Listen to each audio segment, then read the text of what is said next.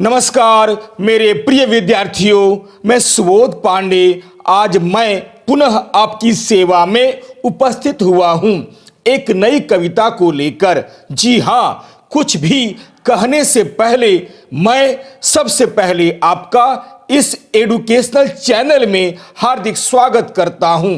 जैसा कि मैंने आपसे पहले कहा था, आज मैं उसी के अनुरूप आपके समक्ष छायावाद के महान कवि सुमित्रा नंदन पंत द्वारा रचित मोह नामक कविता का सस्वर वाचन के साथ साथ शब्दार्थ सहित सप्रसंग व्याख्या या काव्य सौंदर्य तथा उद्देश्य को प्रस्तुत करना चाहता हूं। परंतु कुछ भी प्रस्तुत करने से पहले मैं आपको याद दिला दूं कि इस वीडियो को मैंने दो भागों में बांटा है। प्रथम भाग यानी पार्ट 1 में मैंने केवल छायावादी कवि सुमित्रा नंदन पंत जी का सामान्य परिचय या उनके कृतित्व या व्यक्तित्व या उनकी काव्यगत विशेषताओं आदि को बतलाने का प्रयास किया है। इसके बाद उनके द्वारा रचित मोह नामक कविता का मूल भाव या सारांश बतलाने का प्रयास किया है, जबकि दूसरे भाग यानी पार्ट 2 में मैंने केवल छायावाद के महान कवि सुमित्रा नंदन पंत द्वारा रचित मोह नामक कविता का सस्वर वाचन के साथ साथ शब्दार्थ सहित सप्रसंग व्याख्या या काव्य सौंदर्य तथा उद्देश्य को प्रस्तुत करने का प्रयास किया है। तो आइए अब मैं सबसे पहले आपके समक्ष छायावादी कवि सुमित्रा नंदन पंत जी द्वारा रचित मोह नामक कविता का सस्वर वाचन प्रस्तुत करने से पहले आखिरकार सुमित्रा नंदन पंत जी प्रकृति के महान कवि या सुकुमार या चितेरे कवि कैसे बने? प्रकृति की सुकुमारता, कोमलता तथा उसका सौंदर्य इनको इतना भाता है कि नारी सौंदर्य को भी तुच्छ मानते हैं। इसे बतलाने का प्रयास करूंगा। तो आइए अब मैं सुमित्रा नंदन पंत जी प्रकृति के महान या सुकुमार या चितेरे कवि कैसे बने? प्रकृति की सुकुमारता, कोमलता तथा उसका सौंदर्य इनको इतना भाता है कि नारी सौंदर्य को भी तुच्छ मानते हैं। अपने विचारों को आप तक पहुंचाने का प्रयास करता हूं।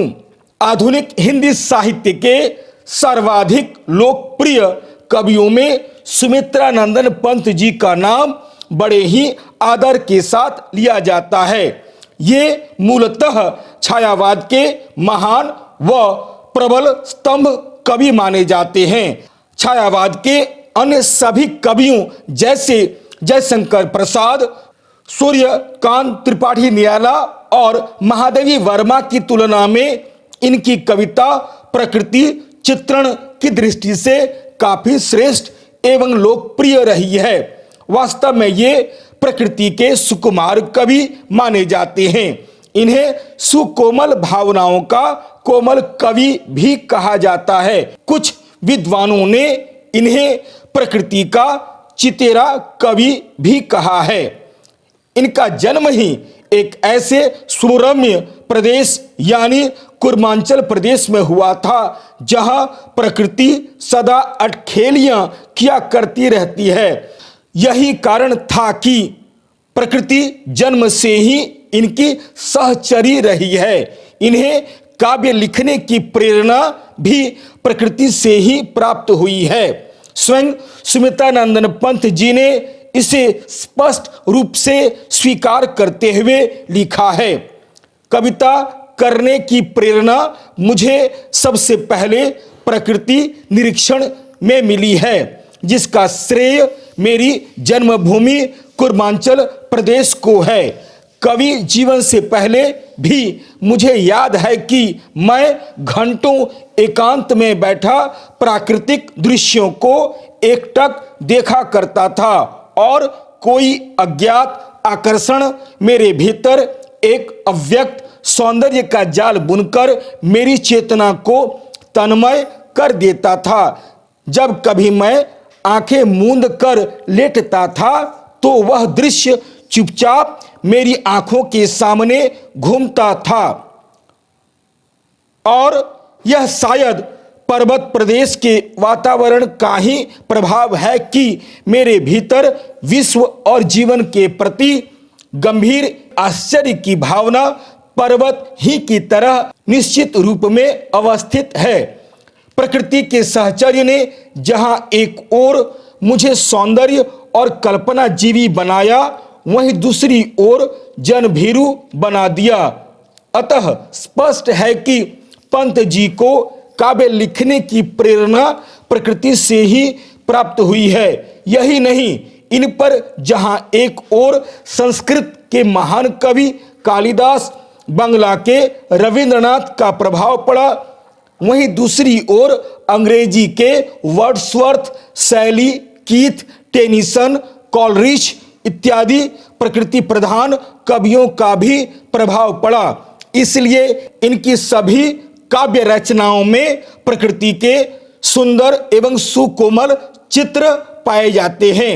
इनकी प्रकृति प्रधान कविताओं को पढ़कर ऐसा मालूम पड़ता है कि प्रकृति की सुकुमारता इनकी आत्मा में बस गई है। इस बात की पुष्टि करते हुए वाचस्पति पाठक जी ने भी लिखा है, पंत जी प्रकृति और सौंदर्य के कवि हैं। यह कथन अपने आप में जीवन और वातावरण के प्रति उनकी संपूर्ण निष्ठा को व्यक्त करता है। कवि पंत पर उनकी काव्यानुभूति और अभिव्यक्ति पर प्रकृति के विभिन्न रूप का प्रभाव पड़ा है। पंत जी प्रकृति के अनन्य प्रेमी हैं। इन्होंने अपनी रचनाओं के माध्यम से प्रकृति के विभिन्न प्रकार के रूप सौंदर्य के चित्र को बड़े ही सुंदर ढंग से अंकित किया है। इन्होंने अपनी कविताओं में जहां एक ओर प्रकृति के कठोर रूपों का चित्रण किया है, वहीं दूसरी ओर उसके सौम्य रूपों का भी चित्रण किया है। इन्होंने प्रकृति के एक एक रूप, रंग, उसकी गति तथा उसकी ध्वनि आदि का चित्रण अपनी रचनाओं में किया है। इनकी प्रकृति सजीव है। सच पूछा जाए तो प्रकृति का सजीव चित्रण जितना हमें इनकी कविताओं में मिलता है, उतना अन्यत्र दुर्लभ है। हंसना, रोना, मुस्कुराना, चहकना, गाना इनके प्रकृति चित्रण में दिखलाई पड़ते हैं। इन्होंने वीणा, ग्रंथि, पल्लव, गुंजन आदि काव्य रचनाओं में अपनी महान प्रकृति प्रेम, हृदय की सुकुमारता, भावों के सौंदर्य आदि को दिखलाया है। प्रकृति की सुकुमारता के सामने, प्रेम सौंदर्य के सामने पंत जी नारी के रूप सौंदर्य को भी तुच्छ मानते हैं। यहाँ तक कि प्रकृति प्रेम के सामने सांसारिक प्रेम को भी ठुकरा देते हैं। इन सब की उपेक्षा करते हुए लिखते हैं, छोड़ द्रुमों की मृदु छाया, तोड़ प्रकृति से भी माया, बाले तेरे बाल जाल में कैसे उलझा दूं लोचन। आशा करता हूं विद्यार्थी सुमित्रानंदन पंत जी प्रकृति के महान या सुकुमार या चितेरे कवि कैसे बने, प्रकृति की सुकुमारता, कोमलता तथा उसका सौंदर्य इनको इतना क्यों भाता है कि नारी सौंदर्य को भी तुच्छ मानते हैं, आदि आदि महत्वपूर्ण बातों व कारणों को अच्छी तरह समझ गए होंगे। आइए अब मैं छायावाद के महान कवि सुमित्रानंदन पंत द्वारा रचित मोह नामक कविता का सस्वर वाचन प्रस्तुत करता हूं। छोड़ द्रुमों की मृदु छाया, तोड़ प्रकृति से भी माया, बाले तेरे बाल जाल में कैसे उलझा दूं लोचन। भूल अभी से इस जग को, तजकर तरल तरंगों को, इंद्रधनुष के रंगों को तेरे ब्रुभंगों से कैसे बिंधवा दूं। निज मृगसामन भूल अभी से इस जग को, कोयल का वह कोमल बोल, मधुकर की वीणा अनमोल, कह तब तेरे ही प्रिय स्वर से कैसे भर लूं सजनी। श्रवण भूल अभी से इस जग को, उषा सस्मित किसलय दल, सुधा रश्मि से उतरा जल, ना अधरामृत ही के मद में कैसे बहला दूं जीवन। भूल अभी से इस जग को। आइए अब मैं छायावाद के महान कवि सुमित्रानंदन पंत द्वारा रचित मोह नामक कविता का शब्दार्थ सहित सप्रसंग व्याख्या या काव्य सौंदर्य तथा उद्देश्य को प्रस्तुत करता हूं। व्याख्या भाग। कविता का संक्षिप्त परिचय। मोह छायावादी कवि सुमित्रानंदन पंत द्वारा लिखित एक बड़ी ही सुंदर कविता है। यह कविता उनकी प्रसिद्ध रचना पल्लव नामक काव्य संकलन में संकलित है। इस कविता का रचना काल जनवरी सन 1918 ईस्वी में माना जाता है। छायावादी कवि कविवर पंत जी ने इस कविता में प्रकृति के प्रति अपना उत्कट अनुराग व्यक्त किया है। कवि को प्राकृतिक सौंदर्य की तुलना में नारी सौंदर्य अनाकर्षक लगता है, उसे तुच्छ मानता है। इसलिए तो वह द्रुमों की छाया छोड़कर, एक प्रकृति की माया को तोड़कर बाला के बाल जाल में अपने नेत्रों को उलझाना नहीं चाहता है। अर्थात कवि सांसारिक सौंदर्य में किसी प्रकार अपने को भुलाना नहीं चाहता है। छोड़ द्रुमों की मृदु छाया, तोड़ प्रकृति से भी माया, बाले तेरे बाल जाल में कैसे उलझा दूं लोचन। भूल अभी से इस जग को, तज कर तरल तरंगों को, इंद्रधनुष के रंगों को, तेरे भ्रूभंगों में कैसे बिंधवा दूं निज मृगसा मन। भूल अभी से इस जग को। उपर्युक्त पद्यांश में जो कठिन शब्द आए हुए हैं उसके अर्थ को मैं आपके समक्ष स्क्रीन पर प्रस्तुत करने का प्रयास करता हूं। संदर्भ। प्रस्तुत पंक्तियां हमारी पाठ्य पुस्तक में संकलित मोह नामक पाठ से उद्धृत है। इसके रचयिता छायावाद के महान कवि श्री सुमित्रानंदन पंत जी हैं। यह कविता उनकी प्रसिद्ध रचना पल्लव नामक काव्य संग्रह में संकलित है, जिसके माध्यम से कवि ने प्रकृति प्रेम के समक्ष नारी प्रेम व सौंदर्य को महत्व नहीं दिया है। इसी भाव को कवि ने बड़े ही सुंदर ढंग से उजागर किया है। प्रसंग। प्रस्तुत पंक्तियां सुमित्रानंदन पंत की मोह नामक कविता से उद्धृत है। इनमें कवि की प्रकृति चेतना, उसके प्रति आसक्ति तथा अवलंबन का परिचय मिलता है। कवि प्रकृति प्रेम के समक्ष नारी प्रेम को भी महत्व नहीं देता है। भौतिक संसार का आकर्षण का केंद्र उसकी प्रकृति ही है। प्रस्तुत पंक्तियां इसी भाव को व्यक्त करती है। व्याख्या। छायावादी कवि पंत जी अपनी प्रेयसी को संबोधित करते हुए कहते हैं कि हे बाले, तुम्हारा सौंदर्य सचमुच अप्रतिम है, उससे कोई भी अभिभूत हो सकता है, अर्थात बिना प्रभावित हुए कोई नहीं रह सकता है। तुम्हारी अलकावली के आकर्षण अर्थात बालों के समूह या गुच्छे में किसी के भी नेत्र उलझकर स्थिर हो सकते हैं, लेकिन एक बार इस प्रकृति को तो देखो। हाँ, इस अद्भुत और सुंदर प्रकृति को भी देखो। इस सौंदर्य राशि के समक्ष क्या मैं अपने इन नयनों को, इन वृक्षों की कोमल शीतलता प्रदान करने वाली छाया को तजकर, इस संपूर्ण प्रकृति का मोह तोड़कर तुम्हारी इस केश राशि में अर्थात बालों के गुच्छे में उलझा दूं? क्या तुम यह समझती हो कि मेरे लिए यह सब संभव होगा? अर्थात बिल्कुल नहीं होगा। कारण कभी प्रकृति प्रेम के समक्ष नारी प्रेम तथा उसके सौंदर्य को भी महत्व नहीं देता है। कवि की दृष्टि में भौतिक संसार का आकर्षण केंद्र उनकी प्रकृति ही है।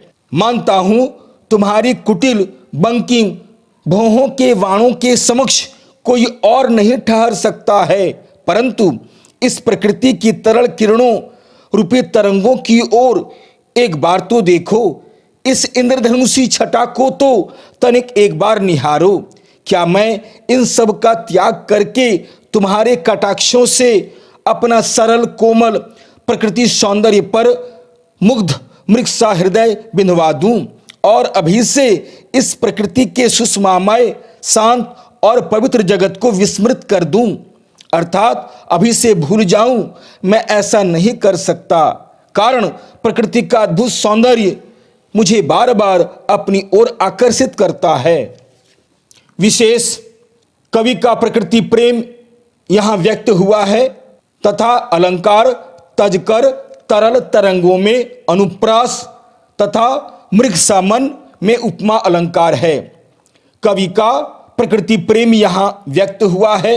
वस्तुतः यह कवि के काव्य विकास का प्रथम सोपान है, जो उसकी अल्मोड़ा के अप्रतिम सौंदर्य की सूक्ष्म पहचान के साथ जुड़ा हुआ है।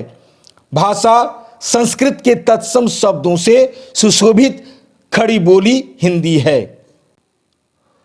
कोयल का वह कोमल बोल, मधुकर की वीणा अनमोल, कह तब तेरे ही प्रिय स्वर से कैसे भर दूं सजनी श्रवण, भूल अभी से इस जग को।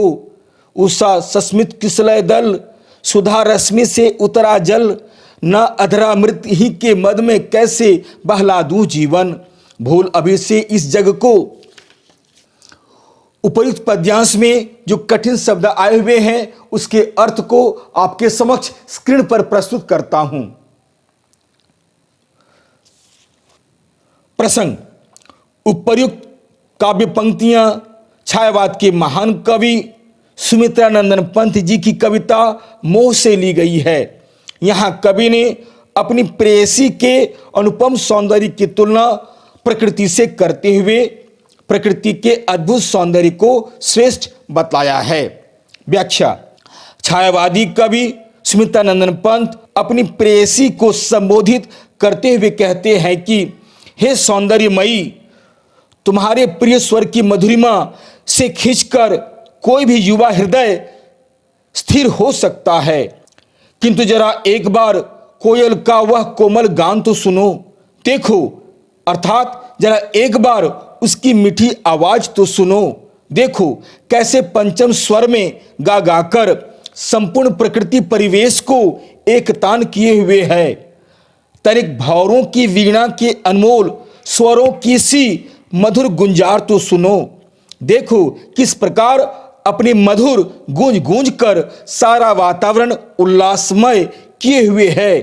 फिर मैं भला अभी से इस प्रकृति जगत को भूलकर इस कोयल की पंचम स्वर में गाई रागिनी को छोड़कर और भ्रमरों की इस मधुर गुंजार को त्याग कर तुम्हारे ही कोमल स्वर से अपने इन श्रवणों अर्थात कानों को भर दूं?